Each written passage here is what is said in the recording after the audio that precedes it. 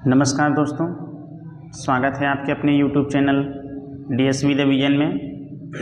मैं दिनेश सर एक बार फिर संविधान की क्लास में हम लोग उपस्थित हैं और इस संविधान की क्लास में हम लोग पढ़ रहे हैं मौलिक अधिकार के बारे में, जिसमें देखें तो हमने देखा था मौलिक अधिकार भारतीय संविधान का भाग 3 जो अनुच्छेद 12 से लेकर के 35 तक के बारे में प्रावधान करता है।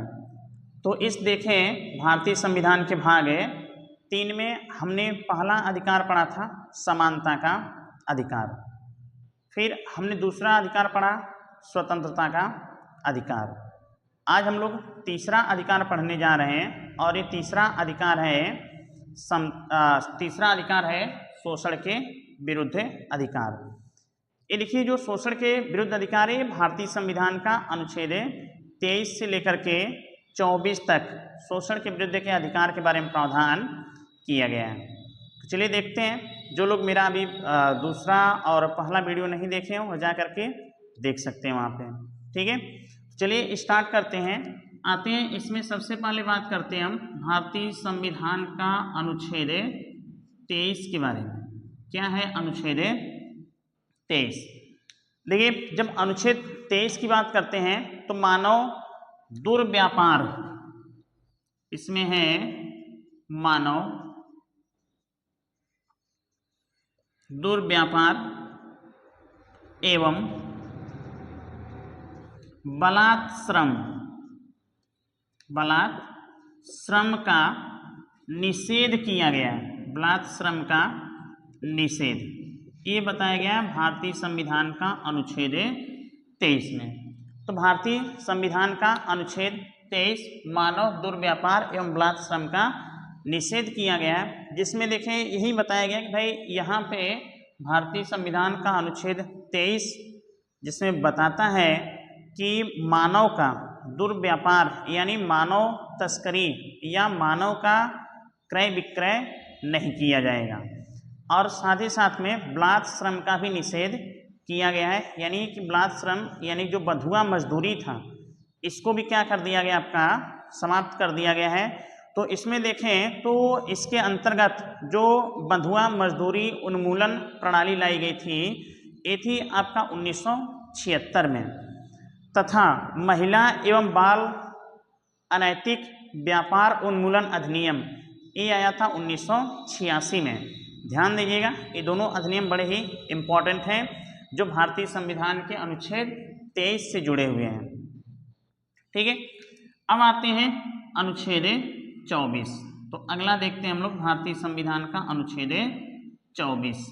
अच्छा देखें तो अनुच्छेद 24 में क्या है, तो अनुच्छेद 24 में बताया गया है कि वैसे बालक जिनकी उम्र 14 वर्ष या 14 वर्ष से कम है, 14 वर्ष से कम है, उन्हें जोखिम भरे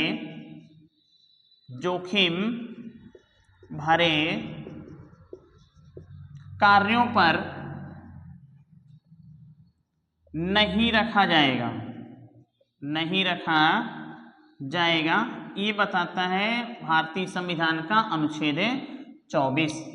तो भारतीय संविधान का अनुच्छेद 24 बता रहा है कि उन बालकों की जिनकी उम्र 14 वर्ष या 14 वर्ष से कम है, उन्हें जोखिम भरे कल कारखानों में जैसे नहीं रखा जाएगा। इसका क्या किया गया है, प्रतिषेध किया गया है। इसके लिए देखिए इसमें जो कई अधिनियम आपके बनाए गए थे, इन अधिनियमों में देखें तो एक आता है बालक नियोजन अधिनियम 1938, और एक आता है आपका एक अगला अधिनियम देखें तो ये भारत की आज़ादी से पहले था। भारत की आज़ादी के बाद देखें जो भारतीय कारखाना अधिनियम 1948 में पारित किया गया था। भारत की आज़ादी के बाद पहला अधिनियम आपका ये कारखाना से संबंधित पारित किया गया था, जिसे बोला गया भारतीय कारखाना अधिनियम 1948। इसके द्वारा क्या किया गया था, भी प्रतिबंधित किया गया था। फिर देखें तो आता है शिशु अधिनियम 1966 भी आया, और उसके बाद देखें तो बाल श्रम प्रतिषेध अधिनियम 1986 ये भी आपका आता है। ठीक है, तो ये बताया गया भारतीय संविधान का अनुच्छेद 24 में। तो ये आपका शोषण के विरुद्ध अधिकार है। अच्छा, ये जो शोषण के विरुद्ध अधिकार है ये व्यक्ति एवं सरकार दोनों के खिलाफ है। ठीक है, तो ये है आपका बस इसमें आपका इतने ही है, शोषण के विरुद्ध है अधिकार। अच्छा, अगला अधिकार, अगला देखें अधिकार क्या मिलता है हमें। तो अगला अधिकार है धार्मिक स्वतंत्रता का अधिकार। तो अगला अधिकार आ जाता है धार्मिक स्वतंत्रता का अधिकार। धार्मिक स्वतंत्रता का अधिकार, ये देखें तो ये अनुच्छेद है आपका 25, भारतीय संविधान का अनुच्छेद है 25 से लेकर के 28 तक। अनुच्छेद 25 से लेकर के 28 तक धार्मिक स्वतंत्रता के अधिकार के बारे में प्रावधान किया गया है। यह अधिकार अनुच्छेद 25 से 28 तक व्यक्तियों को प्राप्त अधिकार है। ठीक है, जो अनुच्छेद 25 से लेकर के 28 तक प्राप्त है ये व्यक्तियों को प्राप्त अधिकार है। इसमें देखते हैं कि अनुच्छेद 25 क्या है। तो पहले एक एक हम करके देखते हैं यहाँ पे। चलिए आते हैं धार्मिक स्वतंत्रता के अधिकार के अंतर्गत जो हमें पहला अधिकार इसमें मिला हुआ है ये है भारतीय संविधान का अनुच्छेद 25। तो भारतीय संविधान का देखते हैं इस अनुच्छेद 25 में क्या उल्लेख किया गया है। तो अगर इसमें देखें भारतीय संविधान के अनुच्छेद 25 में देखें तो व्यक्ति के अंतःकरण और धार्मिक क्रियाकलापों की स्वतंत्रता। तो इसमें बताया गया है व्यक्ति के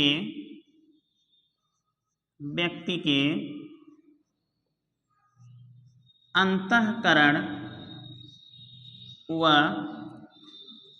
धार्मिक,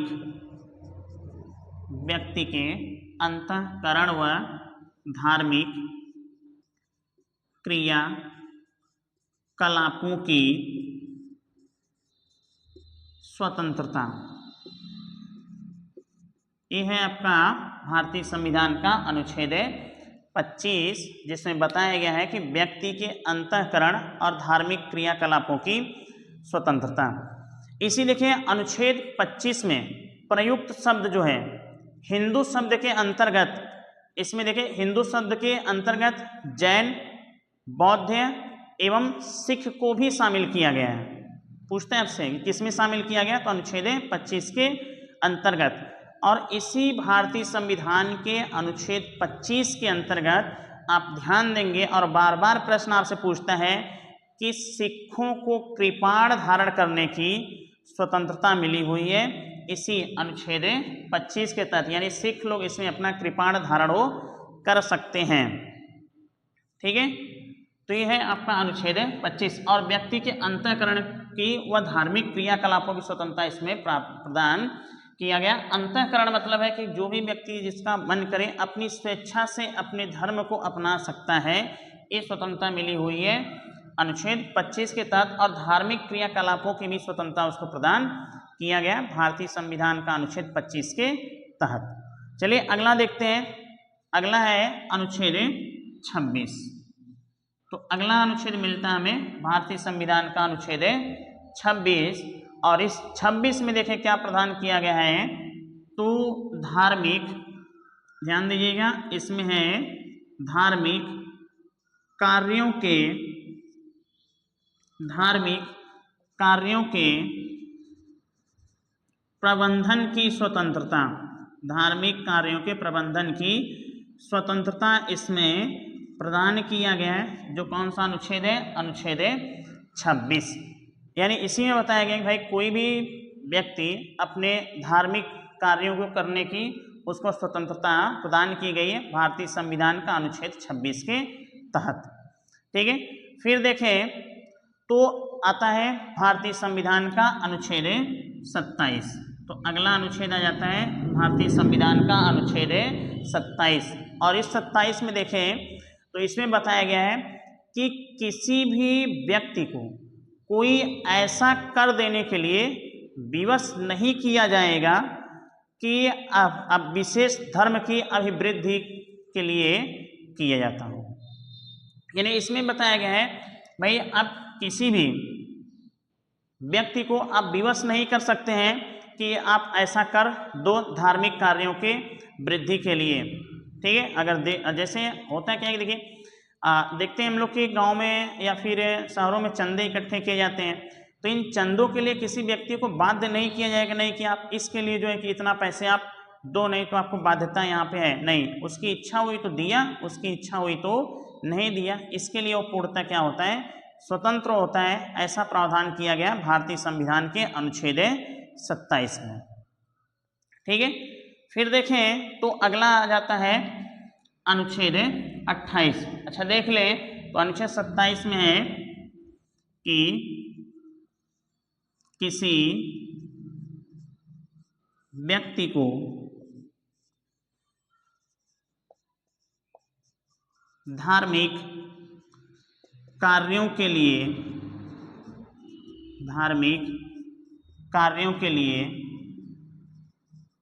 बाध्य नहीं किया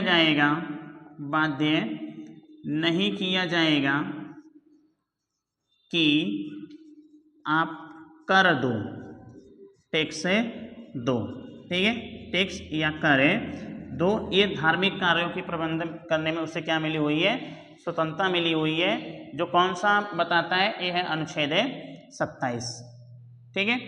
चलिए अगला देखें तो अगला आता है भारतीय संविधान का अनुच्छेद 28, भारतीय संविधान का अनुच्छेद 28। अच्छा देखें तो भारतीय संविधान का अनुच्छेद 28 क्या बताता है, कुछ शिक्षण संस्थाओं में धार्मिक शिक्षा दिए जाने पर प्रतिबंध। कुछ शिक्षण संस्थाओं में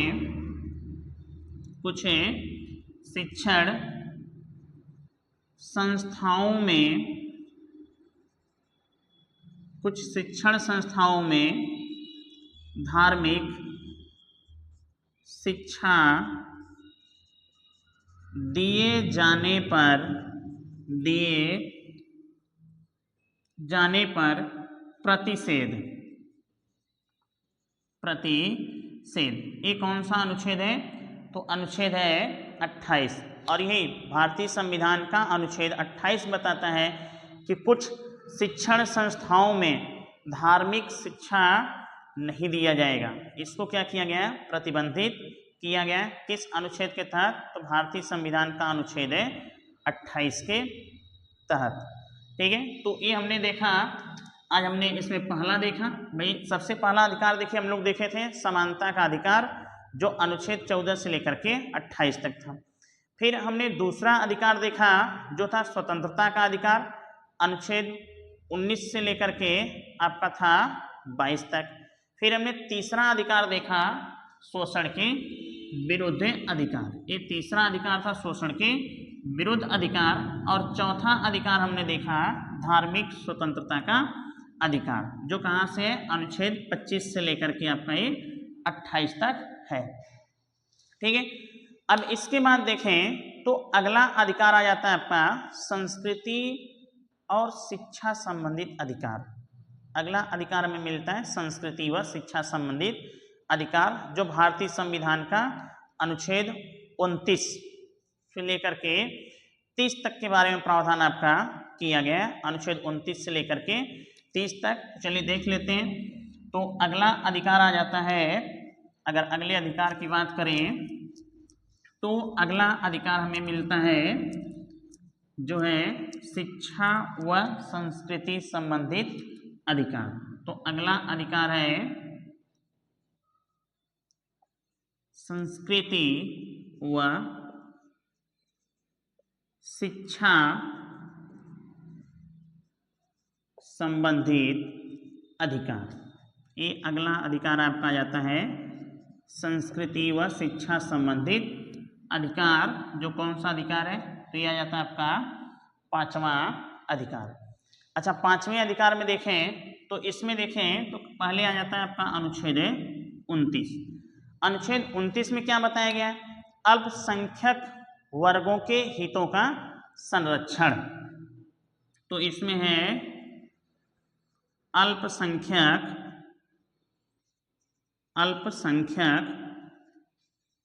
वर्गों के हितों का संरक्षण। अल्पसंख्यक वर्गों के हितों का संरक्षण ये बताया गया है अनुच्छेद 29 में, जिसमें बताया गया भाई अल्पसंख्यक वर्ग जो है उनका क्या किया जाएगा, संरक्षण प्रदान किया गया है। यह है अनुच्छेद 29 के तहत। ठीक है, आगे देखें तो अगला कौन सा अनुच्छेद आता है, तो अनुच्छेद है 30। अच्छा, इस 30 में देखें क्या प्रावधान किया गया है, तो भारतीय संविधान का अनुच्छेद 30 बताता है अल्पसंख्यक वर्ग को शिक्षण संस्थाओं को स्थापना करने का अधिकार। तो इसमें बताया गया है कि जो अल्पसंख्यक वर्ग को शिक्षण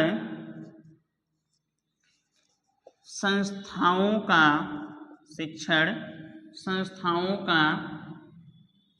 स्थापना व प्रशासन करने का अधिकार, स्थापना व प्रशासन करने का अधिकार ये प्रदान किया गया है भारतीय संविधान के अनुच्छेद 30 के तहत। ठीक है, इसमें बताया गया कि जो अल्पसंख्यक वर्ग है, इस अल्पसंख्यक वर्ग को शिक्षण संस्थाओं की स्थापना करना और प्रशासन करने के बारे में प्रावधान किया गया, जो कौन सा है, अनुच्छेद 30 आपका ये प्रदान किया गया है। ठीक है, तो हमने ये भी देख लिया। चलिए अब एक हमारा अंतिम अधिकार बचा हुआ है जिसे बोला जाता है संवैधानिक उपचारों का अधिकार। तो अगले अधिकार के बारे में हम लोग बात करते हैं। तो अगले अधिकार के बारे में देखें तो अगला और छठा और अंतिम अधिकार हमें मिला हुआ है संवैधानिक उपचारों का अधिकार, जो आता है आर्टिकल 32 के तहत। तो अगला अधिकार है जिसे बोला गया है संवैधानिक उपचारों का अधिकार। संवैधानिक उपचारों का अधिकार है, और ये देखें तो संवैधानिक उपचारों का अधिकार अभी तक के अधिकारों में से बहुत इम्पोर्टेंट है। संवैधानिक उपचारों का अधिकार जो देखें तो ये है आपका अनुच्छेद 32 में। संवैधानिक उपचारों का अधिकार है अनुच्छेद 32 में, और इस संवैधानिक उपचारों के अधिकार को डॉक्टर भीमराव अंबेडकर ने इसे कहा था संविधान की आत्मा। डॉक्टर भीमराव अंबेडकर के द्वारा इसे संविधान की आत्मा एवं हृदय कहा गया था। प्रश्न आपसे पूछता है कि संविधान की आत्मा एवं हृदय किसे कहा जाता है, तो संवैधानिक उपचारों के अधिकार को किसने कहा था, तो ये कहने वाले थे डॉक्टर भीमराव अंबेडकर। डॉक्टर भीमराव अंबेडकर के द्वारा ये कहा जाता है कि यही क्या है, ये संविधान की आत्मा है एवं हृदय है। ठीक है, देखिए इसमें क्या है कि जब किसी भी व्यक्ति के मूलभूत अधिकारों का हनन होता है, उल्लंघन होता है, तो इसके उपचार के लिए यह उच्चतम न्यायालय की शरण में जाएगा। ठीक है, तो इसके उपचार के लिए कहाँ पे हो जाएगा, तो ये जाता है उच्चतम न्यायालय की शरण में जाएगा।